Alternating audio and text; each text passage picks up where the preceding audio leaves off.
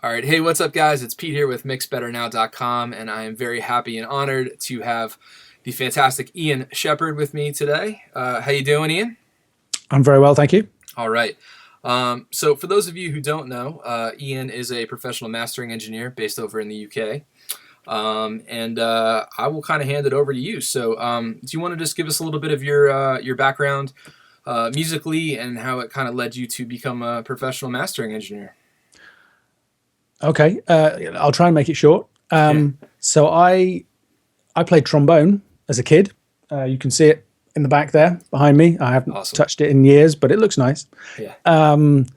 And I got into that quite late. I kind of did it from a really early age, and I was a bit of a reluctant. I mean, I loved music, but it didn't really click with me until I kind of accidentally went on a. Here in the UK, you have kind of school orchestra, then you have the town's orchestra, then you have what they call the county orchestra, which is, I guess, like the state orchestra, but the states aren't as big. The counties aren't as big as states. And then there's the National Youth Orchestra, and I was never good enough to get into that. But I kind of accidentally went on a course for the County Youth Orchestra. It was kind of somebody dropped out and said, "Hey, do you want to do this?" I was, "Yeah, okay," and just loved it. Just suddenly got that thing that happens when you really, make some really good music with other people. That whole kind of Sure. musical connection thing. And at that point, I was kind of set up to do maths and the sciences, and I started to get a bit gloomy about the fact that I wasn't going to have any music happening in my studies. My parents said, "Well, take a year, do an extra qualification in music, see how you go." I did that in Cambridge at it's now Anglia Ruskin University, but it was then a technical college, and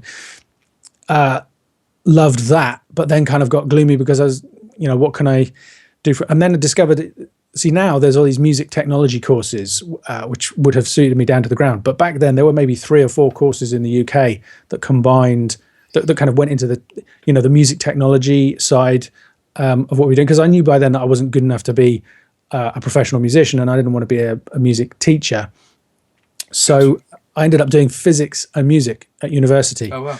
That was in Cardiff, and so they had a studio there, and I recorded a couple of little bands, albums and singles and stuff for them. And I worked on the live sound crew in the University Union, doing monitor sound and a bit of front of house for. So I learned to mic up a drum kit, mic Yeah. up a guitar cab, plug in this, that, the other, coil a cable, all that essential stuff. And then I kind of was getting towards the end of my course and was kind of getting gloomy because I was thinking, well, I don't want to be an academic musician, and I don't want to be a professional physicist, because I was doing physics and music, and they were literally, the crossover was kind of in the out of hours stuff. The two were, I loved it, but it just didn't kind of work. And then I thought, well, I could work in a studio, and that became my goal. And I just got lucky, basically, because I sent off maybe about 100 emails. No, not emails, letters in those days, Right. Sure. to kind of in studios, places where I thought I would like to live. Yeah. And I was lucky enough to get a call, and I was asked to go and work at a company called Sound Recording Technology, just outside Cambridge. And they were one of the UK's leading independent mastering houses. But they had also just set up to do a recording contract with the Royal Philharmonic Orchestra. They did 120 albums with the RPO. So they were expanding, and they were taking on new stuff. And they trained me pretty much from the ground up. I got the opportunity to do recording, mixing, mastering. I did enhanced CDs, then DVDs. And I was there for 15 years before Wow. I left and decided to set up on my own. So Amazing. that's the potted history. Right on. Yeah, that's usually how it goes, right? I mean, I know I got into it playing music my whole life, and once the technology kind of becomes available there, you start doing it just to record your own music, and then you kind of just see another path and another gateway to work. I mean, it's just really all about wanting to be around music, right? Um, so that kind of led you to working in mastering through the mastering house. Now, I get this question a lot, especially like from family members and stuff like that when I talk about producing and recording, basically like the steps of how to make a record. And whenever I try and explain what mastering is to them, they always look at me a little funny, and it's kind of hard for them to digest. So how would you explain mastering to a layman, like somebody who was watching this or listening to this and really didn't understand? How would you just kind of sum that up for them? I would say it's like when you decide that you want to get one of those photo books made. You want to do like a collection of holiday photographs for your friends, or Yep. I don't know, if you're old enough, then if you have kids, then you might be do an album of photos for the grandparents or that kind of thing.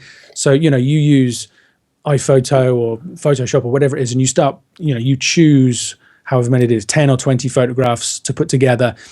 You lay them all out, you put them in a book, and then you look at them and you think, oh, they don't look nearly as good as I thought they did. One of them's a bit dark, underexposed. One of them's a bit bright. The colors in this one are oversaturated. In this one, it's a little bit blurry. The shape of that one's wrong. You've got red eye in a few of them.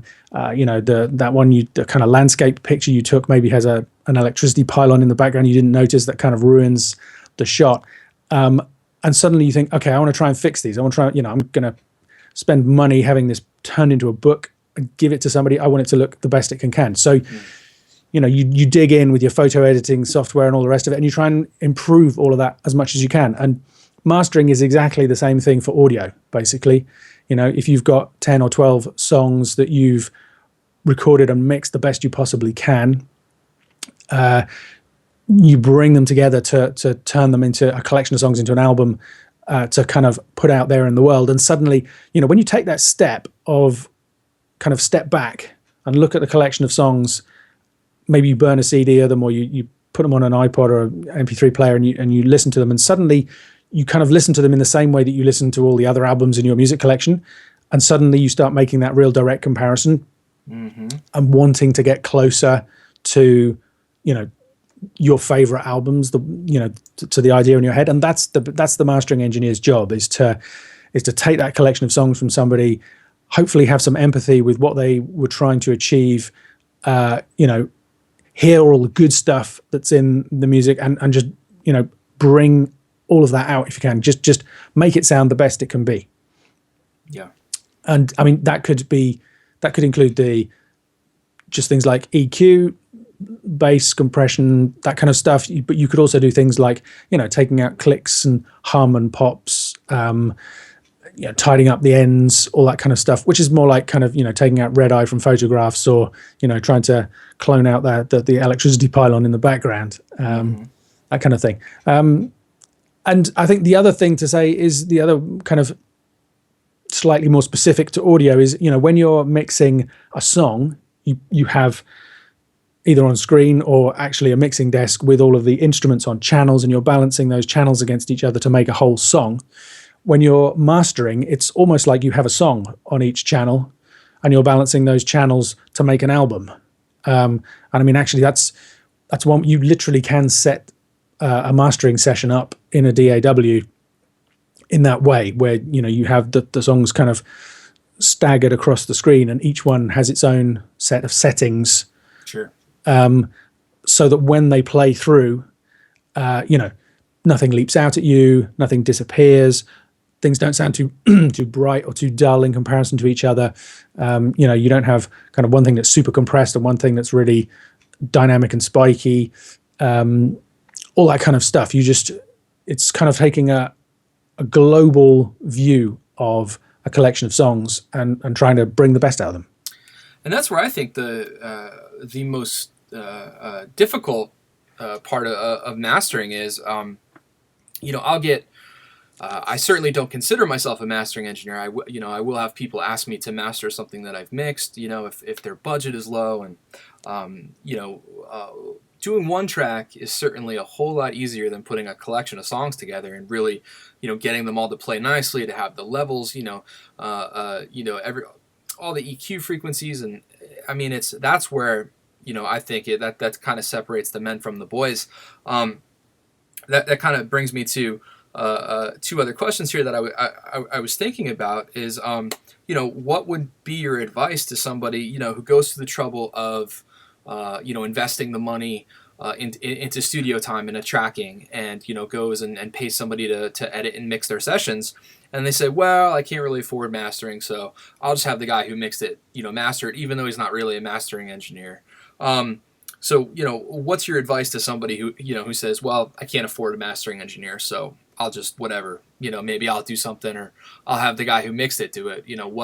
What's your take on that? I understand that.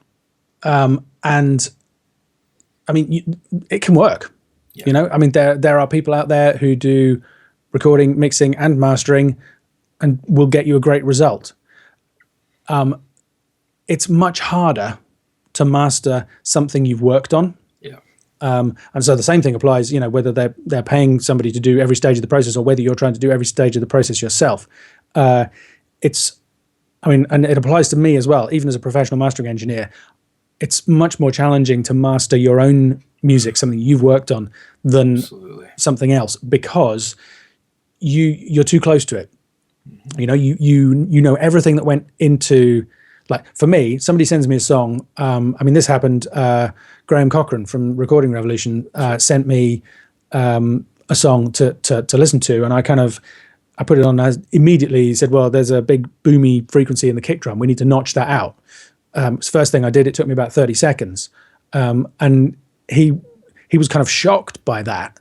And he was like, I kind of like that. I kind of think it's got a real character to it. That was the tone of the kick drum. That was, I knew that was there, and I was happy with it. And I said, yeah, but if you leave that in, then there's a whole range of speakers that just won't be able to handle, you'll crank it up, and that frequency will just dominate everything that's going on. It'll And that point right there, I don't mean to interrupt you, but that's where I'm completely with you on this. I know that I have, like I said, mastered things that I've mixed and completely ruined good mixes that I've done because, I'm too far in, I'm too deep in the forest. I'm not, I can't see the whole picture of the trees. And exactly what you're saying there is exactly why I always urge people to, to go to find a mastering engineer that you like to work with, who can help you out, just because of exactly what you're saying right there. That's just one of many examples as to why I would urge the same thing. Yeah, it's one of the things that an independent mastering engineer, not even necessarily kind of a full-time pro mastering engineer, can bring is just a bit of distance from the project, a bit of objectivity. Because otherwise the temptation is, you just make excuses for things. You kind of, the snare sounds a bit boxy because of this, and so we should leave it. Or whereas, another thing about mastering is I like to work fast. You can't do this when you start out. The first album I mastered took me 2 days, and they carried on taking that long or longer for some time after that. But these days, I would hope to master a typical album in kind of 4 to 6 hours. And I think one of the things that helps achieve is you bring that kind of hearing the music for the first time quality, to the table, because that's your goal. People want to put the album on and just be blown away by it, here in its best possible light. So there's a different mindset when you approach something completely fresh, and that's very hard to get yourself if you're working on something that you recorded and mixed. Another problem is chances that most people don't have a dedicated mastering room. Yeah. Now, there's this kind of mythology of mastering rooms in general. There are mastering rooms that cost a small fortune, and I think in some ways that's overblown, because some of the biggest name mastering studios in the world have some just as many acoustic issues as kind of little places. Yep. So it's not necessarily the case that the mastering room is that much better, but it is crucial that it's different. Sure. Right? Because every room has its quirks and maybe even its problems. So the problem is, if you record something and mix it in that space and then try and master it in that space, any problems you weren't aware of before, you're still going to be unaware of. So they compound. Exactly. Yeah. So just imagine, let's say you have a pair of NS10s, classic Yamaha monitors, studio monitors, loads and loads of pros use them. They have no real bass. Yep. You have very little idea when you listen on them what's really going on below about 70 hertz. So if you record and mix on those, you could have some huge thunderous sub bass thing happening in a. I mean, a classic example would be if the singer is kicking the mic stand unintentionally. Sure. You have these huge subsonic booms that come right up through the mic stand. You would never necessarily hear them. If you took those to a mastering engineer, somebody else who has full range monitoring, and or a subwoofer setup, or just a different setup, there's a much better chance that they're going to hear those problems and be able to pick them out. Whereas if you try and master them yourself, or if the mix engineer tries to master them, him or herself, on the system where they were recorded, I mean, I would hope nobody would try and master on NS10s, but as a kind of example, they would still not hear that bass, and the recording could go out into the world with those subsonic thumps in there. Right. In fact, holding my hand up, if they check out the dates of my YouTube videos, if they find the ones from the early days, which tend to be the ones that don't have me introducing them with video at the start, the vocal sound on those is nowhere near as good, because I was recording those not in a studio, not even in a room like this, but just in the spare bedroom of my house, on headphones at night. And because I didn't have any acoustic treatment, I was leaning right into the mic like this to get a close sound. Yeah. So there's these huge pops and thumps every time I say a P or a B on the audio to those. So I'm slightly embarrassed by those still, and that's because I just didn't hear them on the headphones. Yeah. Now I listen to them on the speakers, and I'm thinking, should have sorted those out, but they were just hidden from me. And the same challenge applies to anybody who tries to master stuff that they've already worked on. The risk is you'll make excuses for some things, other stuff you just won't hear, and it's very hard to kind of take a step back. There are things you can do. The advice I give people is to head out and listen to stuff in another situation that they know well. So in a car, in the living room, on your earbuds or headphones, whatever you have, and make notes, and then come back and listen to those again in the studio. And chances are, if you pick out something that seemed to be a problem, you'll probably then hear it in the studio and be able to address it. You can also take some time to weeks preferably, just kind of mix it, say, okay, it's done, leave it, put it to one side, go off, work on something else, or just take a complete rest from audio, and then come back, and you will hear it with a different perspective, maybe not a completely fresh perspective, but that could help. So there are things that you can do, but it is a huge challenge. And I mean, there's lots of things that you want from a professional mastering engineer, like years of experience, great taste, great monitoring, fantastic gear, all the rest of it.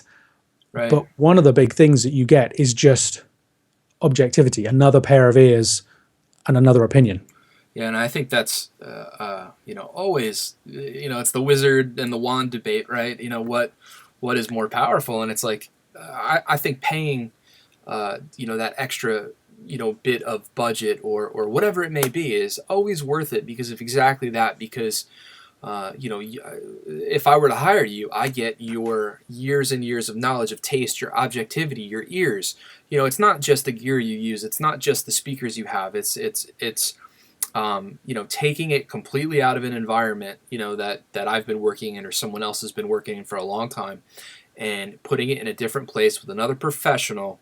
And, I think a lot of people miss that, which is, like I said, which can be very tragic. I have ruined so many good mixes that I've done by trying to do that. And it's I'll be gutted. I'll send something out to get printed for a client, to get pressed. And it's like, I'll get it back, and this is like a month later, and I'll hear it, and I want to cry just because of how bad it is, and how embarrassed I'll feel, and I mean, those are all parts of growing and learning, and figuring out what the best things to do are. But I think those are great points that you bring up, and I think a lot of people don't take that into consideration, when deciding to hire a mastering engineer. Now I want to get a little techie for a minute or two here. Just had some questions that I'm interested to hear about you. I'm forgetting the name of it again right now. The first course that you put out. Those of you guys watching, I took Ian's. I signed up and purchased his the Home Mastering Masterclass. There's a few. There's the Home Mastering Masterclass is the big one. That's Right. the 8-week online course. Which I highly recommend to everybody watching. I'm going to put some links in the show notes and everything like that. We'll get some links going. I'm also going to be sending out some emails for those of you interested in any of Ian's services or products. But go ahead. I just wanted to throw that out there. Yeah, no, that's great. There's also the first one I did was mastering with multiband compression. Right. So loads of people know about compression, but especially back then, multiband was a bit more of a.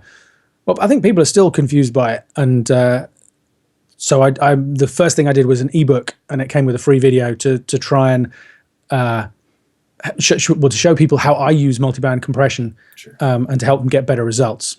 That was a real success. So then there's also one called Home Mastering EQ, which just kind of works through the whole topic of EQ, how I think about it, how I use it, the kind of goals that I have. Trying to give some reference points and some guidelines. And then the masterclass is every week I master a different song. And it's kind of a fly on the wall view of what I'm doing. And I explain why I'm doing it, how I'm doing it. And each week I use different video, different software, different plugins. And it's all done, just on a Mac Pro with a pair of headphones. That was fantastic. I really, really enjoyed that that course. I learned a whole lot from that. Yeah, you touched on a few things there. That's a perfect segue that I wanted to just kind of touch on. Was I wanted to talk about multiband compression, EQ. In a recent interview that you did with Joe Gilder over at HomeStudioCorner.com, you said something brilliant that I loved, and you said it's easier to fix or undo EQ than it is compression. And for those who haven't seen that, can you just touch on that for a minute and explain why that is? Yeah, I would actually say it's almost impossible to remove compression. In fact, it is impossible to remove compression. Just think about EQ. Let's say you put in a big boost at 50 hertz to bring out the kick drum. Seemed like a good idea at the time. You take it out, you play it in a few different places, and you realize it wasn't a good idea. Everything just sounds kind of really thumpy, and the bass just sounds really flabby.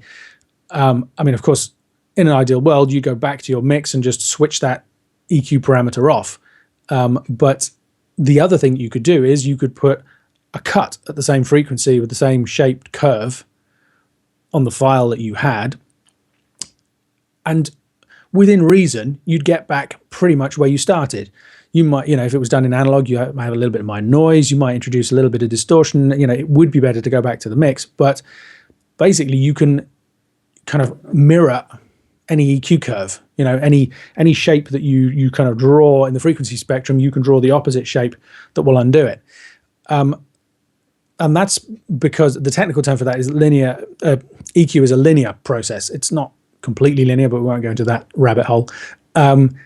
Whereas compression is a non-linear process, meaning it does different things depending on what the signal was doing in the first place. An EQ boost of 6 dB at 50 hertz will always apply an EQ boost of 6 dBs at 50 hertz, regardless of what else is going on.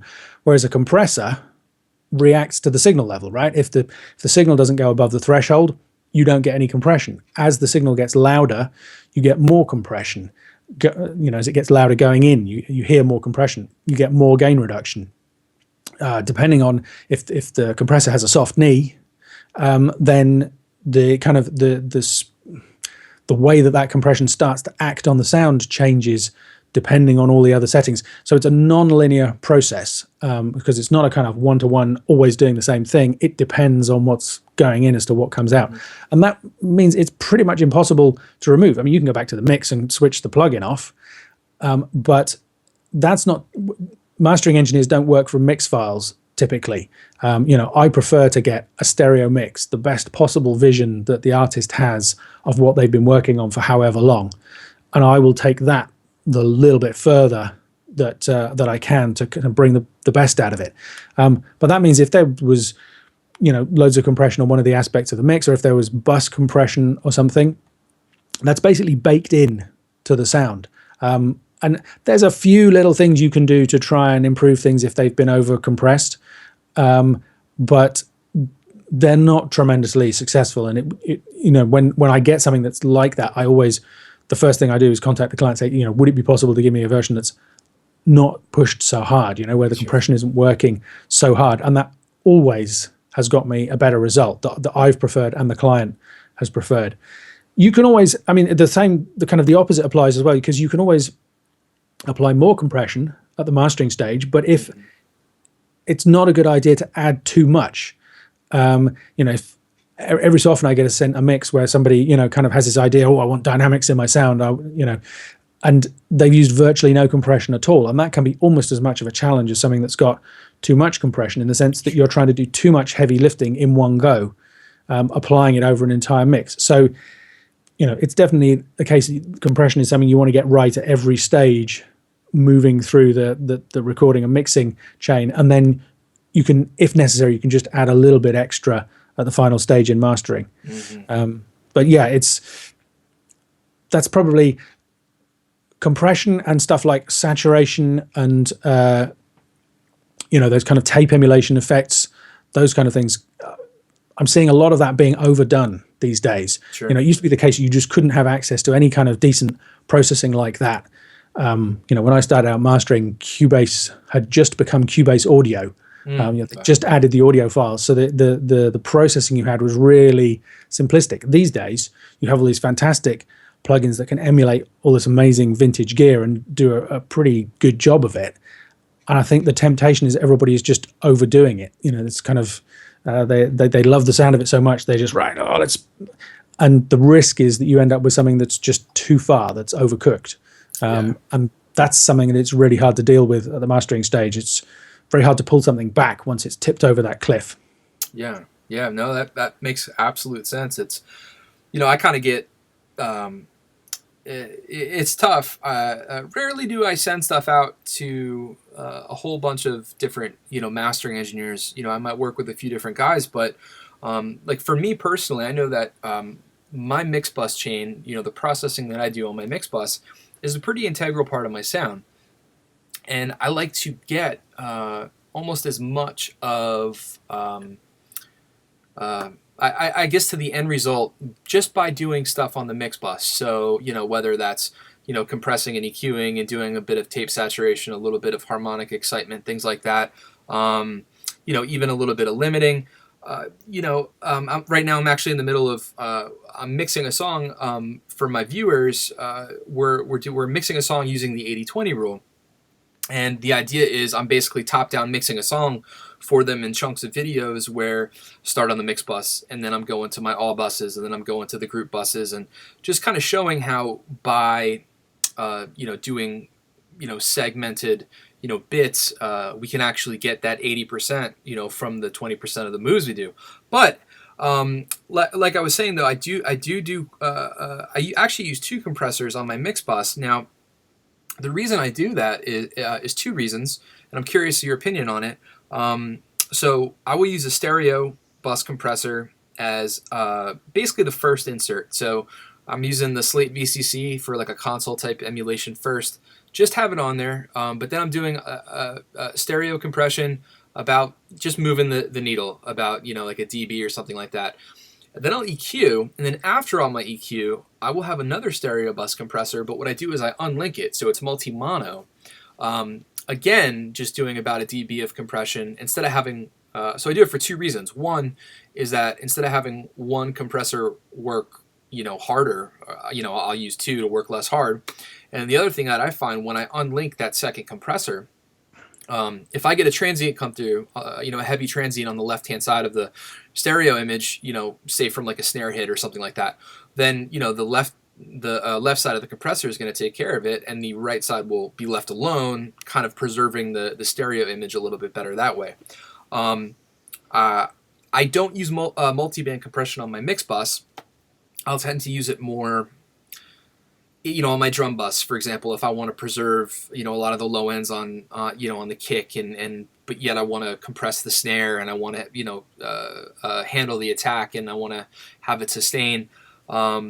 But now, like, would that be a problem for you, or is it more of just whatever you hear, like when you get tracks from a client, and it's just a matter of listening, and you can just tell if something's overcooked, and then you'll kind of discuss with them what they either need to address, or what you can and cannot do for them.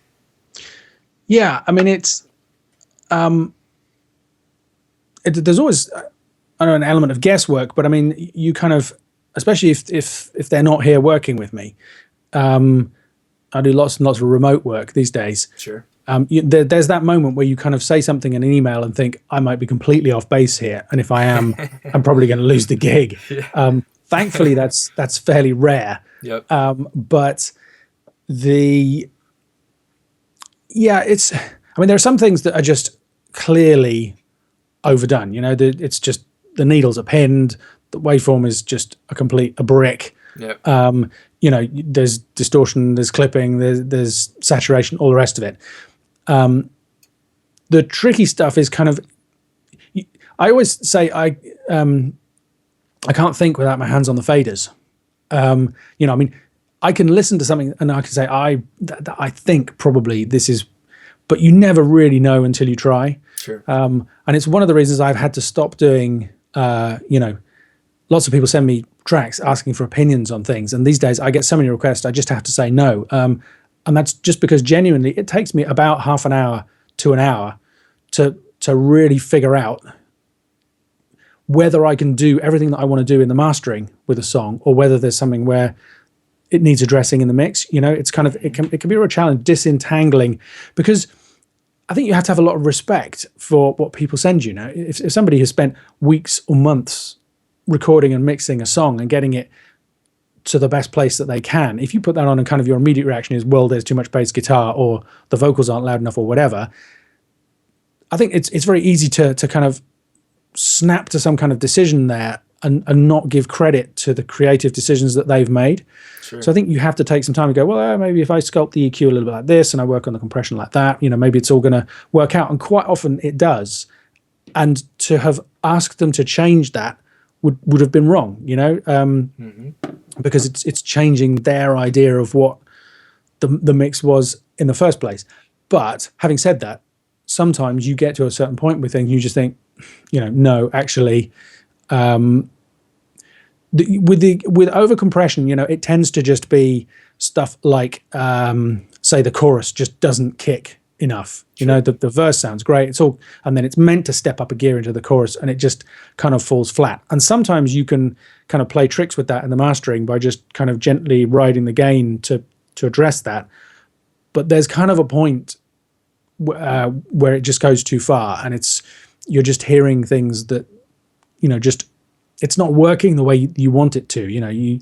One of the things about having a mastering engineer is, I always say it's an interesting paradox, because you do have to be respectful of and humble about, trying to appreciate what's great about what has been given to you to work on.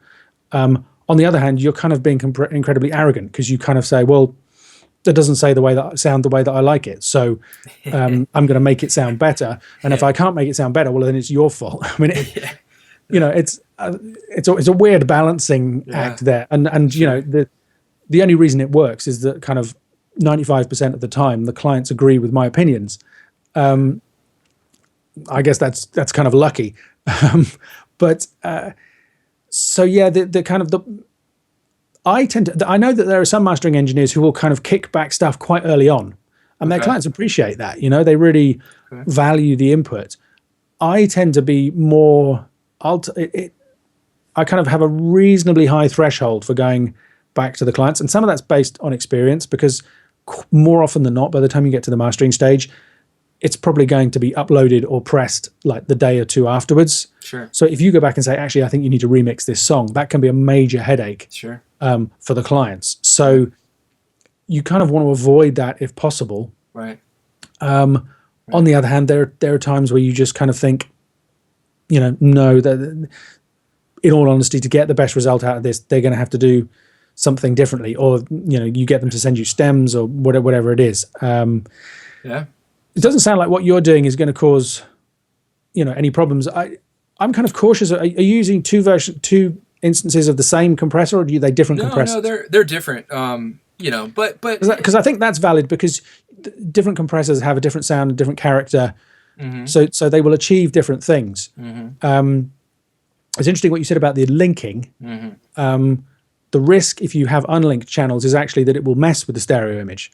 Because Really? if you think about it, if you have two channels like this, you have a big transient here and the whole compressor ducks the channel, something that's supposed to be equal gain in the center of the image, the gain of it will suddenly drop on one channel. So, say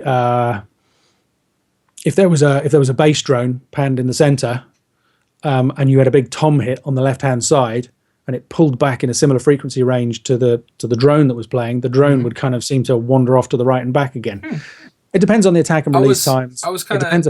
If it's only a kind of a dB or two, you're yeah. unlikely to ever hear it. No, But it is something to bear in mind. that's a great point. I mean, I love this is exactly why I do things like this, is because I always try and of course practice what I preach, and you're never too old to learn. You're never too whatever. Obviously, I was under the impression that actually would leave the stereo image open.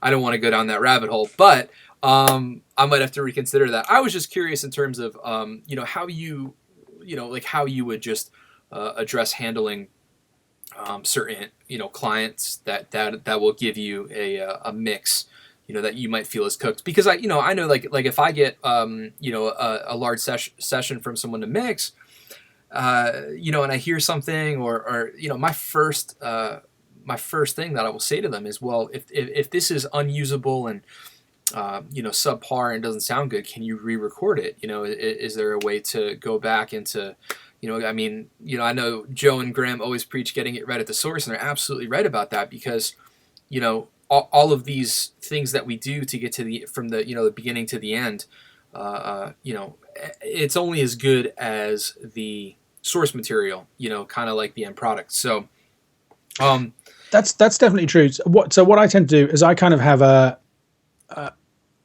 almost like a routine. So if somebody sends me something, they think it's good enough to be mastered.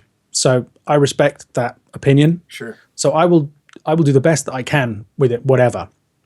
If I have a feeling that maybe something could be improved, I'll send them that master and I'll say, this is where I'm at with it at the moment. This is my take on the sound of it. I'm just wondering whether it could be even better if this, what do you think about the idea? Is that something that you're open to? And you usually get one of two replies. One is you'll either get them saying, "Oh my God, you're so right. Thank you so much for mentioning that. I'm going to do that right now." And you get, something back, and then you move forward, and that kind of leads to more of that kind of interaction. Or you get this response of, "No, I'm sick of it. This is what it is. Just do your best." Or we don't have time, or we don't have the budget, or all of those other things. And then you're like, "That's fine. I can work with that." And then you just move forward. So I kind of take my clues from the client. So, and I think it's just a style thing, I mean, there are kind of, I know there are engineers out there who kind of, their first thing is, "Oh, you need to redo this and this and this and this."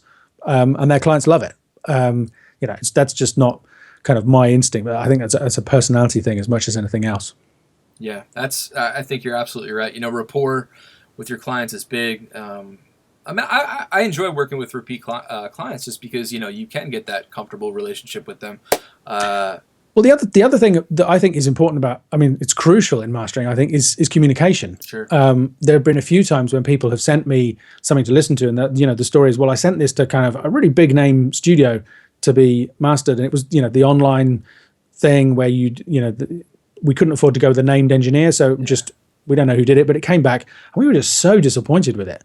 Can you do better? And even before I've listened to it, my first question is, well, have you told them? Did you say to them, "We're really disappointed with this. Can we get it listened to again?" Because in my opinion, any mastering house worth their salt is going to take that comment from a client seriously, and want to fix it. Sure. I would always want the chance to make something right if something didn't work out the way one of my clients was hoping. But it amazes me how they're like, "Oh no, we wouldn't want to speak." It's just so, my advice, anybody who's interested in getting a mastering engineer, And before I forget, I should just say, it doesn't have to be super expensive. We kind of Right. keep talking about budgets, but there are people out there doing great work who will only charge you $10 or $20 a song. I mean, even maybe that might be too much in some cases, but you don't have to pay megabucks necessarily. And sometimes when you do pay megabucks, you don't necessarily get, what you were hoping for. So, And that's a fascinating thing because it's like I've seen, I forget the name of the website, but it's kind of like this huge, it's almost like a web store where you can go on and there's people advertising their services and their prices, and there's mix engineers, there's mastering engineers, there's producers, there's all kinds of different folks, studio session players, and it's almost like a race to the bottom, in terms of like price. And I'm looking and I'm on there and I'm just seeing what these folks, these professional whatever are charging or are trying to get, for, uh, you know, I'm trying to think how to phrase this correctly. It's a dangerous thing for the industry, of course, but it's also, our work is I think is valuable and is worth, something. But at the same time, it can be dangerous for the musicians starting out, or if they're doing their first record, misinformation. Oh well, this guy's only $20, or I heard this person is good, and blah blah blah. Whether it's mixing or mastering, they can fall into those. Um, just like you said, these mastering houses where you don't know who's doing it, you don't have a rapport with them, you can't communicate your ideas, they can't communicate theirs to you. It's I think, I mean, the solution is to get in touch. yeah, I would, um, yeah, email them, call them, whatever, send a song, say, what do you think? What are your opinions? And get some feedback and see whether you like what you hear and whether, it feels like you're connecting that with that person. Ask to hear some examples of other stuff that they've worked on. I mean, yep, that's a bit of a minefield because obviously the best mastering engineer in the world can only work with what he was given to begin with. yeah, But at least if if you can hear a range of material that somebody has done, you can get an idea of whether you're happy with the way that sounds. sure, Most mastering engineers will offer some kind of trial basis. I mean, I'm not able to do free masters for people anymore. But if somebody is going to do an album with me, what I do is I'll master the first song and send that back, and we have a conversation about how it's going to sound, and well, it's the equivalent of an attended mastering session where the client is sitting here, and you can kind of say, well, there you go, what do you think? And you have a conversation, you end up with something you're both really happy with. Once in a blue moon, you can't. It's not a good fit. Actually, what I think something should sound like, and at that point you just say, well, okay, that's fine. You probably need to work with somebody else. And that's a much better situation to be in than having worked on an entire album and send it off to them and then get a message and they're just like, well, this isn't what we wanted. yep, So yeah, I think communication is key, and don't feel that the first thing you get back is necessarily the end of the story. I mean, different engineers have different ways of working with revisions because we have to be careful that you just don't keep doing alteration after alteration after alteration, all within a single price. You need to be upfront about all that stuff to begin with, how it's going to work. But most engineers will give you a couple of revisions if necessary, especially if it's fairly straightforward yep, stuff. So yeah, I think the communication is the key, and the price is. I mean, you're absolutely right. The risk is. I mean, I think if somebody is focused on price, in any creative industry, there's a risk that they're just going to miss the point. I think the thing is, price is no indicator. There are some really expensive services out there that won't necessarily get you a fantastic result, and there are some people who can get you a fantastic result who don't charge an arm and a leg. Disentangling those is a real challenge. absolutely, and it's and to kind of piggyback off that, I think a dangerous thing that I see happening a lot is a lot of these software companies. I don't want to call any of them out by name, but these magic bullet plugins or software processors, master I'm sure everybody knows, some of them and whatnot. They'll throw something up, they'll put a preset on something, and it's a. I think those who just genuinely don't know, they might see that and think that that's the best way to go about doing something, especially if they're new and they are kind of held back by a budget. But like you said, there really is no, for $50, $75, if you're putting a single out, there's no reason that you can't get an amazing mastering engineer, to master a track for you for $50, $75. Now, anyway, I want to talk about something that I particularly absolutely love about your philosophy and the way that you work. I want to talk about dynamic range, and I want to talk about not just RMS level, but yeah, just I will often get asked to master stuff, phone master stuff for people. For example, I've had a few clients who were EDM guys, doing a lot of electronic music. And, these folks, in that genre, it's just, it's a byproduct of the loudness wars, but they want their stuff so crushed and hot. And it's like, I almost, I tell, and I'm very vocal about it. I'm like, I don't like to master stuff hot. I don't like to, and I explain all of these things, why I love dynamic range, why why God invented volume knobs on stereos, all of these things. And a lot of them don't seem to listen or don't seem to understand that. So I was hoping you could just say a few things about that and your sort of philosophy in terms of dynamic range and volume and all that kind of stuff. Sure. It's really hard because almost everybody wants their stuff super loud. And the frustrating thing for me is what I try to say to people is there's no point. And a great way to demonstrate this, my favorite way to demonstrate this, is to get people to, if they do two versions, or if you do them two versions of a song, one that you think is just perfect in terms of the balance and one that is pushed too hard, get them to import both of them into iTunes, go into the preferences and enable sound check. Sound check is Apple's loudness management system. So, the number one source of complaints from people of users of audio in everywhere, TV, radio, you name it, is sudden changes in loudness.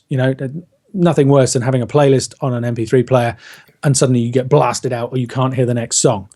So the manufacturers, Apple included, are trying to help with that. And Apple's solution is sound check. You tick the box. The first time you do it, it'll take a while because it measures all the songs in your music library, figures out how loud it thinks they are, and then adjusts them so that they all play back at a similar level. So if you have classic rock from 1986 versus EDM from 2016, one of them is not going to blast you out of the room. They're going to be comparable in level, so it makes a better listening experience. Sure. That means that the original loudness of the song was pretty much irrelevant. You literally can get something from 20 or 30 years ago playing at a similar level to something today, and on the CD the levels might be like this. Yep. But when they get played back, they've been evened out. And the funny thing is that, in order to get the EDM track this loud, it was squashed into kind of this much space, this much loudness space right at the top of the scale. When you turn that down and compare it to this thing that's got all this extra room to move, the more dynamic one will probably sound better. It'll probably have more punch, more life, more excitement in there. So my philosophy is, you probably know that I've developed a couple of plugins with meter plugs to help people specifically with the loudness issue. So one of them is called Perception, which is all about level loudness matched comparisons, so before and after comparisons. The other one is called Dynameter. Okay. And because I've been talking about the loudness wars and loudness since forever, people kind of hear that and they go, oh, okay, so that's Ian's loudness meter. And I'm about to do a new video where basically the point is Dynameter is not a loudness meter. It literally won't tell you how loud the music is. What it does is it tells you how dynamic it is. And that's because loudness is just going to get less and less important. We're not going to have any control over how loud our music gets played in future. These management systems are going to be everywhere. Wow. And what's more important is to understand how dynamic your music is and how that affects how loud it will get played. Okay. Right? So dynameter is to help people get an idea of how dynamic their music is. And so I think the key thing that I want to get across to people is, I'm not saying that obviously loud music sounds good. Everybody likes loud music. Sure. And I'm not saying people shouldn't make their music loud. The problem is when they go too far. I believe there's a sweet spot. You asked about my philosophy. I think there's stuff that's too quiet. If things are too dynamic, then maybe the verse is too quiet in comparison to the chorus, or when the chorus comes in, it blasts you out of your seat, or you're losing kind of little details and stuff in certain listening environments. As a mastering engineer, a lot of what I do is all about optimizing loudness. So definitely things need to be loud enough. But if there comes a point where you're not getting any benefit anymore, and it all starts to go down. I talk about this thing called this idea I have called the loudness cliff. It's getting your music to be loud is like trying to climb this huge mountain. You want to be up there on the top of the peaks in comparison to everybody else. You don't, so that you're up there. But the closer you get to the top of the mountain, it starts to level off, and it gets harder and harder to get that much higher because you're getting less return for the effort you're putting in. And then if you go too far, you fall off the cliff on the other side. Yeah. And when you fall off the cliff on the other side, you get smashed on the rocks below. It's so that the trick is to get up there to that perfect point and then not go any further. And really, that's what I'm all about, is just making people aware that you don't have to be super loud in order to compete or to sell copies or whatever. There's actually scientific research that shows that those ideas are not true. Yes, you want to be loud enough so that it sounds great. You want balanced dynamics. So I organized an event called Dynamic Range Day that happens every year to kind of raise awareness of this issue. And one of our big supporters is SSL, who Solid State Logic make the fantastic mixing desks, compressors, all the rest of it. And their managing director very early on put out it was on Twitter, and he put out a thing. He said, because they were donating a prize to the competition, and it was a compressor, and people were kind of going, well, it's Dynamic Range Day. Why would you have a compressor as a prize? Right. And the answer is that compression is about managing dynamic range, right, not removing it. Right. Sure. Compression is a tool to help you get the optimal, the perfect balance between loudness and dynamics. And that's what I try and achieve in mastering. And I think that's the way forward.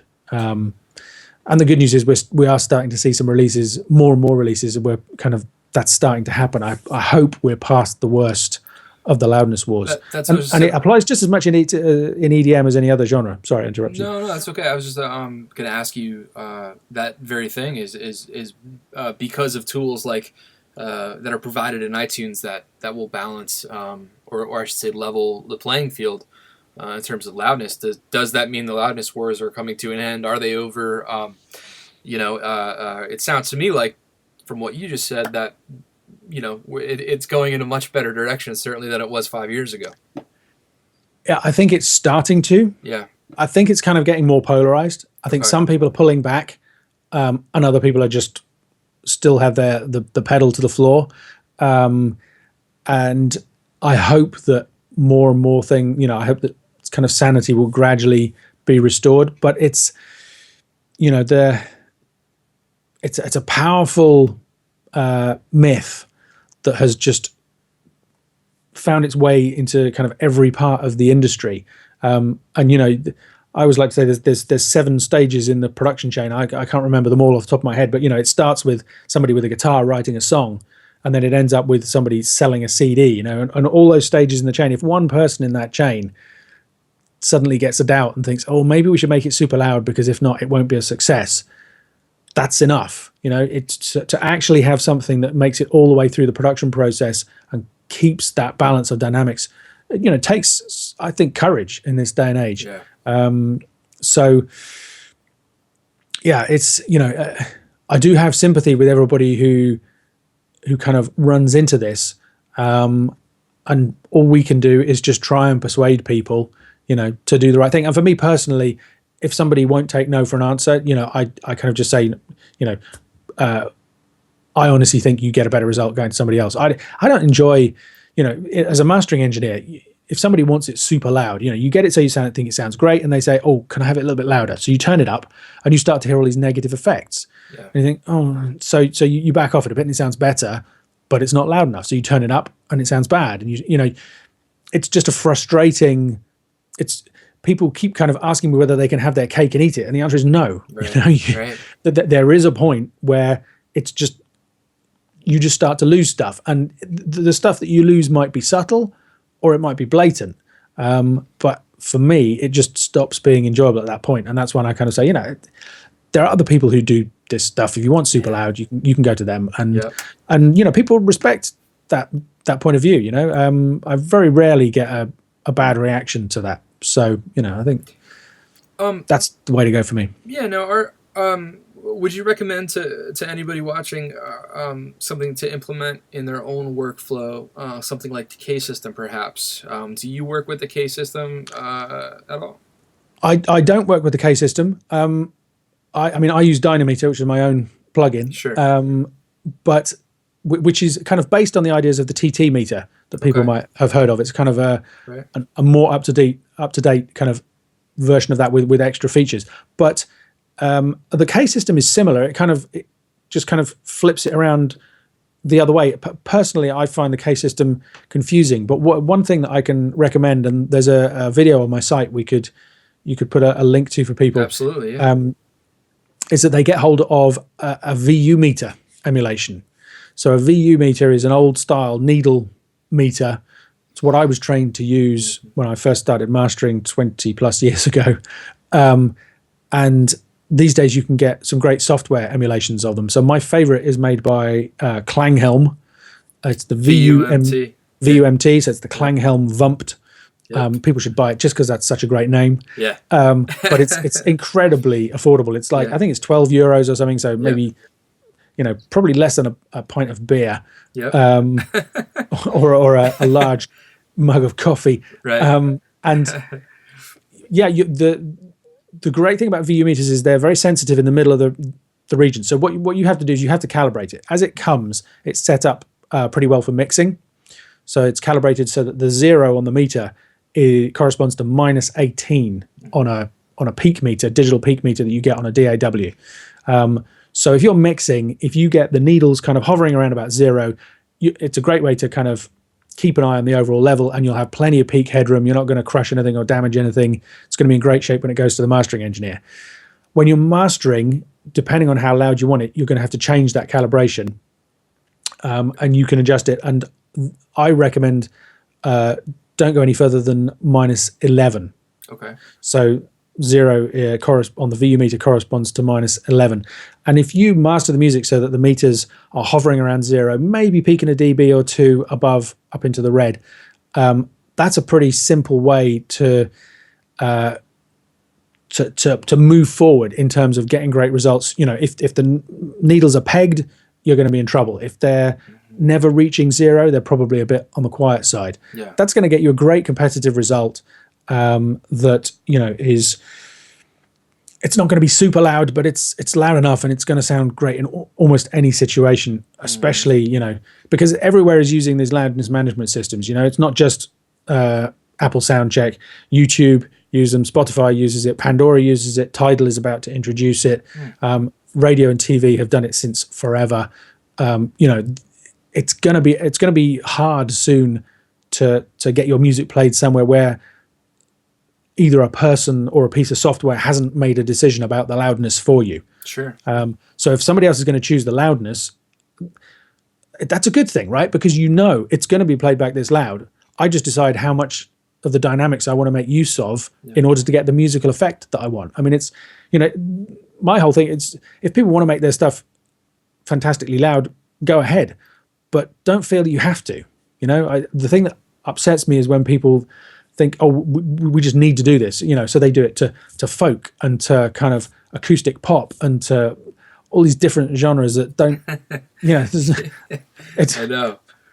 Why does Taylor Swift have to be super loud? All the rest of it just makes no sense. Yeah, it's that's what's frustrating about the whole thing, is that I think these labels and the psychoacoustics are definitely a real thing. Of course, if it's louder, it sounds better. But like you said, you're on that cliff, and you get to that point where everything sounds good, and it's that cliff is narrow, and I know exactly what you mean. And it's when you go over it, I mean, music starts to sound bad, and yeah, I mean, louder is better, but only if you've got infinite headroom. Right. Sure. Only if you can keep turning it up forever, and that's not true in the real world ever. Speakers will eventually clip, amplifiers will clip, digital audio has a point that you can't go past. Even our ears, you get past a certain point, and your ears start to shut down. Mm-hmm. That's why if you come back from a really loud concert the following morning, your ears are ringing and everything sounds muted, is because your ears have kind of responded to that. So in the real world, there's always a limit, and when you get there and you go too far, and you can't undo it, just like we said back at the beginning of this, compression, you can't uncompress something, you can't uncrush it. Once the damage is done, it's done. Sure. So yeah, absolutely agree with all that. The end goal, I think, for an artist who's recording, writing and recording, and hires people like us to reach an end goal, is that everybody wants the same thing, which is they want their music to sound as good as possible. And I think when that's compromised via poor mixing, over compressing a mix and then sending that off to mastering and having that be crushed to death as well, it's loud, it's competitive, but some people unfortunately just don't seem to understand it. And I'm not trying to be condescending to anybody, but I'm only saying that because I care. And like you doing dynamic range day, I mean, I know it's all about spreading awareness, and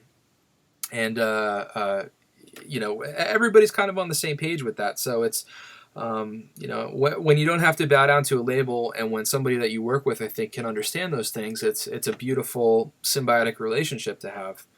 I think the other thing so the great example of this is, for Dynamic Range Day, we there's an award that we give every year, and this year we gave it to James Blake for his new album. Okay. And I was lucky enough to interview the mastering engineer who mastered that album.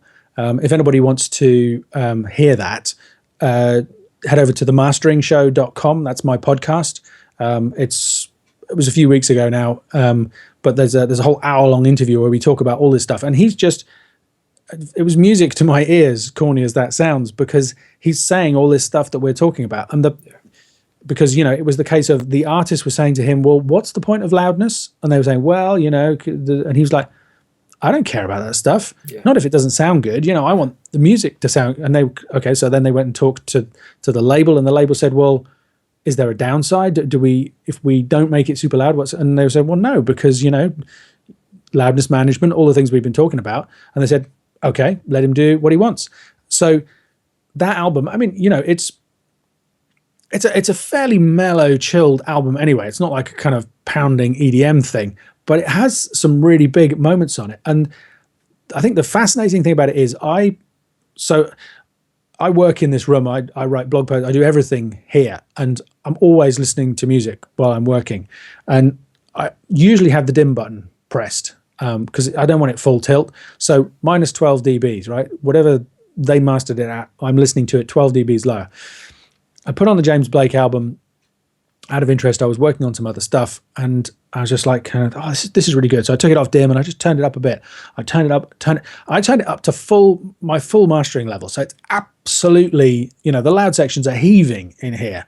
And I was just loving it. And it didn't, whereas the new Radiohead album, which is like all their other stuff, I mean, it's a great album. That was, right? Well, it's a great album. It's got some great stuff. It's got some great sounds on it, but it's just been flattened. It was crushed. It's really old school loudness war stuff. Yeah. And with that, I'm just constantly turning it down. Yeah. The dim is not low enough. I just keep turning, and it's not even because it's really loud in the room anymore, because I have it turned down. It just, you get exhausted by it. It Yeah. fatigues you. It wears you out. You just kind of, no, I don't. And eventually you just switch it off. Whereas James Blake, I crank it up to full. I listen to the whole thing all the way through and I'm loving it.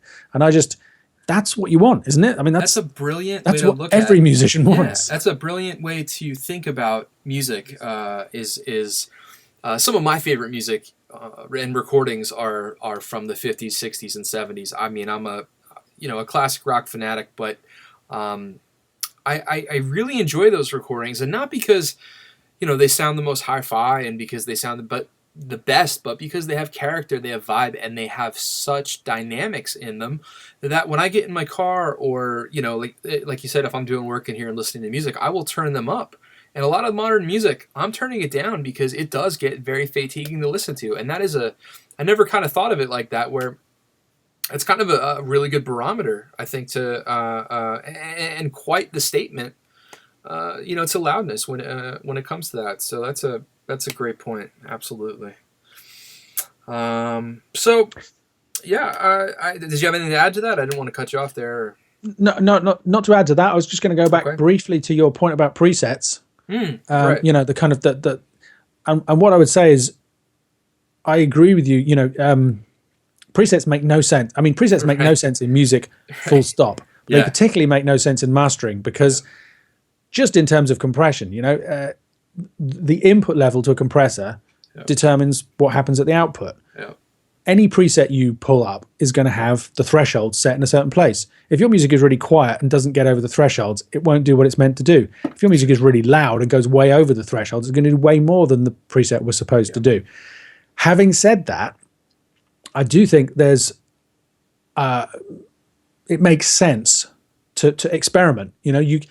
When you're getting started with this stuff, because I'm not knocking the Ozone and FabFilter do some great stuff. There's T-Rax. There's a whole bunch of different packages out there of high quality processing that can enable you to get great results these days.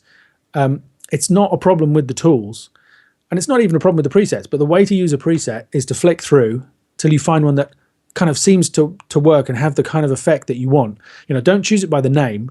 Just because it says fat, loud, and in your face, if it sounds bad, don't use it. If it says gentle and delicate, but it makes the music, listen, pick a preset that sounds, and then tweak, then adjust it, and move on from there. I mean, you need to be careful, because one of my big things in mastering is keeping things simple.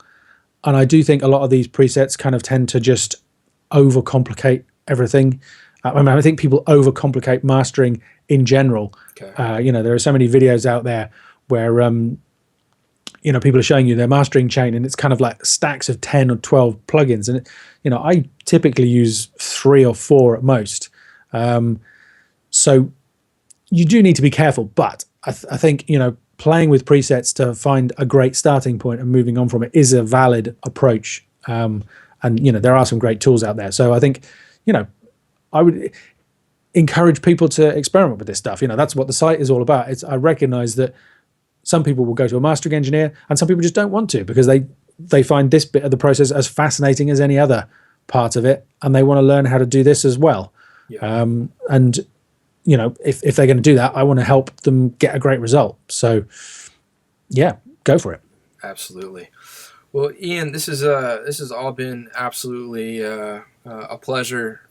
Really enjoyed talking about just the concept of not just mastering, but music in general, making good music. I think that's whether you're someone's a mix engineer, mastering engineer, I think it's one and the same, right? We're all out to achieve the same thing, which is good sounding records. And that's right. Do you want to just go ahead and share? I mean, I know your website is productionadvice.co.uk, correct. so everybody can go check you out there. I highly recommend to everybody watching and listening to go check out the Home Mastering Masterclass. I think that's it absolutely worth the money. It's an incredible wealth of knowledge.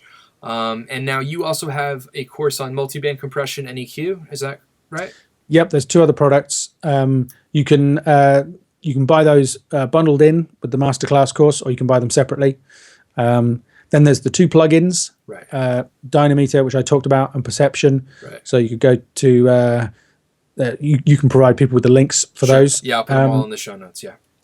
and there's the podcast, themastering.show.com. I'm a podcast addict myself, so if anybody prefers to get their information through their ears, then that's available too. Fantastic.